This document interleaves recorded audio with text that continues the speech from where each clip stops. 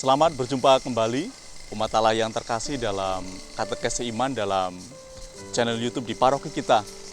Adapun dalam kesempatan ini kita akan membahas tentang dasar ekoteologi untuk mencintai lingkungan.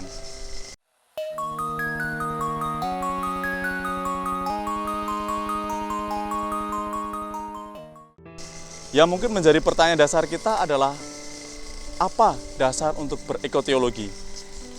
Realitas krisis lingkungan di abad ke-21 ini menyodorkan kepada kita tentang realitas krisis ekologis yang terjadi di kehidupan kita, dalam lingkungan hidup kita, di mana itu semua dapat kita lihat, dapat kita dengar melalui media informasi di zaman sekarang. Dan atas dasar krisis ataupun realitas krisis lingkungan itu menjadi dasar kemudian bagi kita untuk mengkaji secara moral, yakni moral lingkungan hidup dalam perspektif Gereja Katolik. Artinya, kita diundang untuk berefleksi secara ekologis atas dasar teologi moral lingkungan hidup dalam sudut pandangan Gereja Katolik. Ada sebuah prinsip moral yang dapat kita mulai untuk merefleksikannya, yakni bonum commune. Prinsip ini berbicara tentang kebaikan bersama, di mana kebaikan itu menjadi tujuan bersama suatu kelompok ataupun suatu komunitas. Artinya, yang menjadi penekanan dalam prinsip moral ini adalah tanggung jawab setiap anggota untuk mencapainya, untuk menggapainya. Apa yang digapai? Yakni kebaikan bersama. Santo Thomas Aquinas yang hidup pada abad ke-13, katakanlah demikian, mengembangkan ide ini di mana ia menekankan dinamika bersama merupakan tuntutan utama setiap orang-orang yang berada di dalam suatu komunitas untuk mencapai kebaikan bersama. Dan kebaikan itu adalah kebaikan dari komunitas itu sendiri. Daniel Schell dalam bukunya The Cosmic Common Good pada tahun 2018 memunculkan sebuah buku yang berbicara ataupun pengembangan dari prinsip moral tentang bonum commune ini. Ia menambahkan prinsip ini dengan istilah kosmis, the cosmic common good. Artinya kebaikan bersama seluruh alam ciptaan.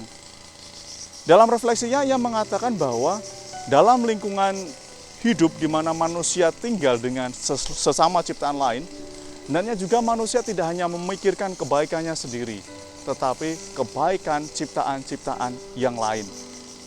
Bonum commune kosmis ini memikirkan tentang tujuan bersama, tidak hanya soal kebaikan manusia itu, tetapi juga kebaikan seluruh alam semesta. Artinya, kebaikan bersama kosmis ini merupakan panggilan moral manusia untuk juga memikirkan kebaikan tempat hidup bersama. Prinsip moral ini juga mengundang manusia untuk memikirkan kebaikan lingkungan. Lingkungan di dalamnya ada ciptaan-ciptaan lain Allah, baik yang hidup maupun yang mati. Artinya, prinsip moral yang ditampilkan oleh Daniel Schell ini dalam bukunya mengundang manusia untuk mewujudkan, untuk mencapai sebuah komunio yang selaras antara manusia dan seluruh alam ciptaan. Komunio antara manusia dan alam ciptaan yang sudah digagas oleh Daniel Schell ini juga digaungkan kembali oleh Paus kita, Paus Fransiskus dalam ensikliknya Laudato Si pada tahun 2015. Dalam refleksinya, Paus mengatakan bahwa semua ciptaan di seluruh alam semesta ini merupakan sebuah ciptaan ataupun merupakan ciptaan-ciptaan yang saling berelasi antara yang satu dengan yang lain. Paus mengundang seluruh umat Katolik untuk menjaga dan memelihara seluruh ciptaan. Ini merupakan panggilan luhur kita sebagai orang-orang Katolik pada zaman sekarang untuk juga ikut serta dalam karya Allah memelihara ciptaan-ciptaannya. Komunio yang serasi antara seluruh ciptaan menjadi dasar bagi kita untuk juga membangun komunio yang serasi dengan seluruh alam ciptaan, dengan ciptaan-ciptaan Allah yang lain selain manusia. Harapannya dengan membentuk suatu komunio yang serasi antara seluruh ciptaan, kita pun dapat memuji Allah dengan partisipasi kita atas karyanya. Lantas untuk praktik nyata berekoteologi pada zaman sekarang dapat kita nantikan, dapat kita perdalam dalam edisi Katekesi Iman selanjutnya. Semoga Tuhan memberkati.